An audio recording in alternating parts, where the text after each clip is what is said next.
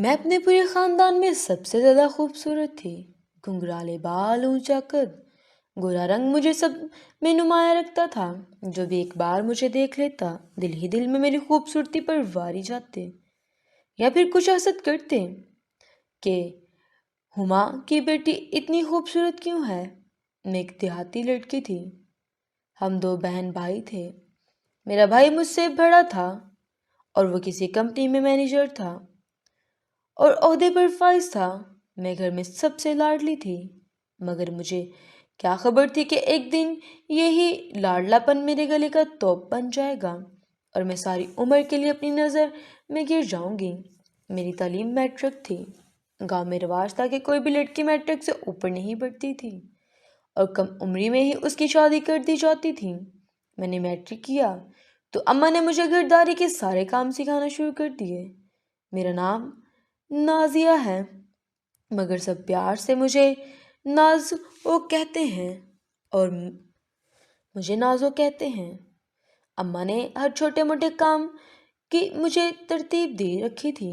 उनका कहना था कि बेटियों को हमेशा सब कुछ आना चाहिए ताकि ससुराल में उनकी इज्जत बनी रहे। मेरी उम्र 22 साल थी जब अम्मा अब्बा मेरी शादी की फिक्र सताने लगी और मेरे रिश्ते को लेकर परेशान रहते थे। मगर शहजादियों की किस्मत कहाँ शहजादों जैसी होती है। मेरा भी कुछ ऐसा ही हिसाब था। हमारे घर के साथ वाले गांव की खाला अक्सर आती रहती थी और जब भी आती तो अम्मा से यही कहती थी, नाजो की शादी कर दो, बेटियां वक्त से ही अपने घर चली जाएं तो अच्छा होता है। एक दिन वो खाला आई थी कि अम्मा उनसे मेरे रिश्ते की बात कर दी। खाला तो जैसे पहले ही से तैयार बैठी थी, फौरन अम्मा को कहने लगी कि मेरे हमसाए में एक लड़का है, बहुत खूबसूरत और भला लड़का है और बहुत ही ज़्यादा अच्छा है। अम्मा ने हामी भर ली। उस खाला ने लड़के की अम्मा से बात की। लड़के की अम्मा पहले ही कोई रिश्ता तैयार कर रही थी, सो झटपट ही मान गई और इसी हफ्ते मुझे देखने के लिए आ गई थी। मैं अंदर ही अंदर बहुत खुश थी, बिल्कुल इसी तरह जिस तरह मेरे वालिदैन खुश थे और अपनी शादी की बात पर खुश होती हैं लड़कियां। लड़के वालों की कॉल आई कि हम 3 दिनों में रिश्ता देखने आ रहे हैं। ये 3 दिन मैंने बहुत मुश्किल से गुजारे। मेरे दिल में लड़के को देखने की बहुत ख्वाहिश थी और मैं चाहती थी कि मुझे जिस तरह मैं हूँ उसी तरह का शहजादा मिले। आखिरकार वो मुश्किल के लम्हात और मुश्किल की घड़ियां चली गईं और वो रिश्ते वाले देखने आ गए। मुझे देखकर लड़के की माँ तो जैसे चौंक सी गई, इतनी खुश हुई कि मेरे माथे पर बोसे देने लगी। मेरा दिल भी बहुत खुश था, लेकिन मेरे दिल में लड़के को देखने की शदीद ख्वाहिश थी। लड़के की माँ ने और बाप ने मुझे पसंद कर लिया और कहा कि अब हम चंद अयाम बाद अपने बेटे अहमद के हमरा आपकी तरफ आएंगे। अहमद की माँ ने जाते हुए मेरे सर पर प्यार दिया और मेरा माथा चूमकर हुए कहा कि अब तो ये बेटी हमारी हुई। इस दिन के बाद तीसरे दिन ये लोग अपने बेटे अहमद के हमरा हमारे घर आए। मैं कमरे में बैठी थी कि मेरी छोटी बहन ने आकर बताया कि आप ही आपका दूल्हा आया है। मैं शर्माई भी और खुश भी हुई। मैंने तस्वीर तो देखी थी, लेकिन अब जब सामने देखा तो महसूस हुआ कि अहमद को खुदा ने बनाया ही मेरे लिए है। मैं दिल ही दिल में उसको अपना शहजादा तस्लीम कर चुकी थी। इस दौरान अहमद की माँ ने कहा कि हम शादी की तारीख रखना चाहते हैं। आप लोग बताएंगे कि लड़की को जहेज में क्या क्या देंगे। मेरे बाबा खामोश थे। इस वक्त अहमद की माँ ने जुबान खोली और वाज़ह कह देते कि हमें घर का सारा सामान चाहिए और साथ में मुझे अपनी बेटी के लिए एक गाड़ी भी चाहिए। अब्बा परेशान थे, लेकिन मेरे भाई जो कि मैनेजर थे, उन्होंने कहा कि हम आप लोगों को 2 दिन में बताते हैं। 2 दिन हमारे घर में बात होने के बाद मेरे भाई उनकी तमाम शराइत मान ली और हमारी शादी की तारीख पक्की हो गई। ये दिन मेरे लिए बहुत खुशी के दिन थे। आखिरकार वो दिन आ गया जिसका मुझे इंतज़ार था।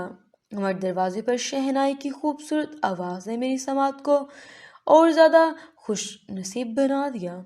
अहमद लोग दरवाजे से अंदर आ गए। मेरी शादी हो गई और बहुत मोहब्बत और इज्जत से मुझे अहमद ब्याह कर अपने घर ले आए। जब मैं ससुराल में आ गई तो जोक दर जोक हमारे मोहल्ले की औरतें मुझे देखने आती रहती और सबकी सब जुबान पर एक ही बात कहते, नाजो कितनी खूबसूरत है। खालदा तुम्हारी बहू तो सच में शहजादी है। दोनों के साथ मेरी खूबसूरती के किस्से तमाम मोहल्ले में फैल गए। میرے سسرال میں میرے سسر، میری ساس اور ان کی بیٹی اور ایک فضیل اور اہم شامل تھے۔ فوزیہ کو قدرتی طور پر چاند گرہن لگی ہوئی تھی اور اس کے منہ پر ایک سیاہ نشان تھا جو کہ اس کو بہت عجیب لگتا تھا۔ اس کی شکل بشکل پیاری نہیں تھی اور فوزیہ کے لیے تقریباً 10 رشتے آئے تھے، لیکن وہ سب کے سب یہی کہہ کر لوٹ جاتے کہ یہ لڑکی تو بالکل پیاری نہیں۔ ہمارے گھر میں عجیب کہرام مچ گیا کہ آخر یہ ہو کیا گیا۔ فوزیہ کو جو بھی دیکھنے آتا وہ اسے نہیں مجھے پسند کر لیتا کیونکہ میں تھی ہی اتنی خوبصورت۔ محلے کی عورتیں بھی میری خوبصورتی کی داد دیتی تھیں، لیکن مجھے کیا خبر تھی کہ جب ایک دن یہ خوبصورتی میرے لیے بدصورتی بن جائے گی۔ ساس سب مجھ سے خاک ہار ہونے کھانے لگی تھی، مجھے ہمیشہ نحوست سے دیکھتی۔ میرا گھر میں رہنا بھی ساس نے محال کر دیا تھا۔ کس سے سناتے کہ نازو نہایت کامچور ہے۔ میں تو دن کو یاد کر کے پچھتا رہی ہوں کہ کب اس منحوس کو میں نے اپنی بہو بنا لیا۔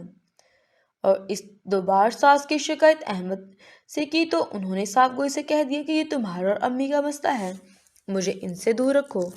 میں شرمندہ ہو کر چپ ہو گئی اور فوزیہ گھر کے کام بالکل نہیں کرتی تھی، ہر وقت کمرے میں گھسی رہتی تھی۔ پھر نازو بڑھتی جا رہی تھی اور ناول پڑھتی رہتی تھی۔ اس کا نخرہ اس قدر تھا کہ میں حیران رہ جاتی تھی۔ مجھ سے تو ہمیشہ بدتمیزی سے بات کرتی تھی، وہ سب کو اپنے اعتماد میں لے کر مجھے باتیں سناتی کہ میں ایک غریب گھر کی لڑکی ہوں، جبکہ میرے بھائی نے جہیز میں کوئی کسر نہیں چھوڑی تھی، ہر چیز دی تھی انہوں نے مجھے۔ ہمیں گاڑی چاہیے وہ بھی بھائی نے ان کو دلا دی تھی، وہ جو کچھ مانگتے تھے بھائی ان کو دے دیتے۔ میری ساس صدقے وار جا رہی تھی اور ان دونوں ساس کسی سہیلی کے ذریعے فوزیہ کے رشتے کی بات چلائے اور پھر دونوں میں ہی اس کی پکی ہو گئی بات، اور میں حیران تھی کہ گھر کوئی دیکھنے بھی نہیں آیا اور بات بھی پکی ہو گئی ہے۔ ساس مجھے نقاب کروایا، مکمل پردہ کروا کر میری تصویر بنا کر مجھے تلقین کی کہ یہ بات اگر میری باہر کسی کو بتائی تو طلاق دلوا دوں گی۔ میں بھی چپ رہی اور 2 دن بعد مجھے بھائی کی کال آئی کہ وہ شادی کر رہے ہیں اور میں ان سے ملنے آؤں۔ گھر جا کر میں نے بہت شکایت کی کہ آپ اس طرح سے شادی کر رہے ہیں، بتایا بھی نہیں ہے۔ بھائی نے لڑکی کی تصویر دکھائی تو مجھے کچھ چہرہ جانا پہچانا لگا، مگر میں شادی پر خوش ہی اتنی تھی کہ بھائی کی سب کچھ بھول گئی۔ گھر میں شادی کی تیاری زور و شور سے جاری تھی، وہاں نند کی بھی شادی تھی۔ میرا ایک پیر سسرال ہوتا تو دوسرا پیر، مگر میں نہیں جانتی تھی کہ کچھ دنوں بعد میرا گھر اجڑ جائے گا۔ 1 ماہ بعد نند کا نکاح ہو گیا، مجھے نند کے سسرال سے ملوایا نہیں گیا، ساس نے سختی سے منع کیا تھا۔ اس بار تو کسی کے سامنے آئی تو تیری خیر نہیں۔ ابھی بھابھی سے ملنے جانے ہی لگی تھی کہ ساس نے مجھے بلایا اور حکم دیا کہ دلہن کی طرح تیار ہو کر کہاں جا رہی ہو؟ اور تو احمد آ گئے، مجھے تیار ہوتے کہا، میں نے بات مان لی اور تیار ہونے کو چلی گئی۔ کچھ دیر بعد ساس نے میرے منہ پر پٹی باندھ دی اور احمد مجھ سے کہنے لگے جیسے ہم کہیں گے ویسے ہی کرنا ورنہ نازو میں تجھے طلاق دے دوں گا۔ ساس اور احمد کی بات سن کر میں قدموں تلے سے زمین نکل گئی، مجھے اپنا آپ چھوٹا نظر آنے لگا۔ میری نند کی رخصتی کا شور اٹھا تو ساس نے مجھے نند کی جگہ اس کے سسرال بھیج دیا۔ میں جانتی تھی کہ کچھ دیر بعد میرے سر پر قیامت ٹوٹے گی جس سے میں نہ آشنا تھی۔ جب گاڑی رکی تو مجھے گھر لایا گیا تو میں نے دیکھا کہ یہ تو میرا اپنا گھر ہے۔ اپنا گھونگھٹ اٹھا کر دیکھا تو میرے ساتھ میرے بھائی کھڑے تھے، مجھے اپنا سر چکراتا ہوا محسوس ہوا۔ سب گھر والے حیران تھے کہ یہ سب کیا ہو رہا ہے۔ اماں مجھ سے کہنے لگی، نازو تو ادھر آ، کیا کر رہی ہے؟ تیرے منہ پر پٹی کیوں بندھی ہے؟ میرے ہاتھوں پر ناخنوں کے نشان تھے، بھائی دیکھ کر آپ اس سے باہر ہو گئے۔ نازیہ، یہ تیری حالت کس نے کی ہے؟ مجھے بتا۔ میں کچھ بولنے سے قاصر تھی، میرے ذہن میں سب کچھ کسی فلم کی طرح چلنے لگا تھا۔ ساس کا میرا نقاب کروا کر اور تصویر لینا اور احمد کی دھمکی بغیر دیکھے رشتہ پکا ہونا، مطلب میرے بھائی کے ساتھ دھوکا ہوا تھا۔ یا خدا را، یہ کیا ہو گیا؟ اگر رخصتی میری ہوئی ہے تو بھائی کا نکاح ہوا کس سے ہے؟ یہ سوال میرے ذہن میں گردش کرنے لگا۔ ابھی ہم سب اس معاملے کے حل کرنے میں لگے تھے کہ باہر ایک گاڑی رکی جس سے میری ساس اور احمد آئے اور آتے ہی اپنی مکاری ہم پر عیاں کی۔ میری ماں اپنا دل پکڑ کر بیٹھ گئی۔